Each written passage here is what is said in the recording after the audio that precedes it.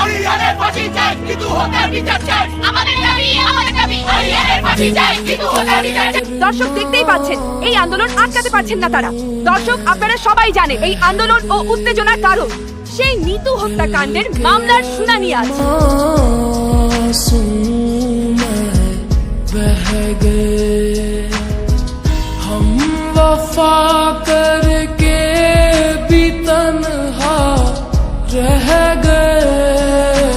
এই হলো আমার মক্কেলে মানসিক রোগের প্রমাণপত্র, মেডিকেল রিপোর্ট আমি আদালতের কাছে পেশ করছি। মহামান্য আদালত, আমি কোনো মানসিক রোগী না, আমি সজ্ঞানে আমার এই নিজ হাতে আমার নিতুরে খুন করছে। আপনি কি বলছেন সেটা বুঝতে পারছেন? আপনি জানেন এর জন্য আপনার 302 ধারায় ফাঁসি হতে পারে। আমারে আপনি সর্বোচ্চ শাস্তি দেন মহামান্য আদালত, আমারে ফাঁসি দেন।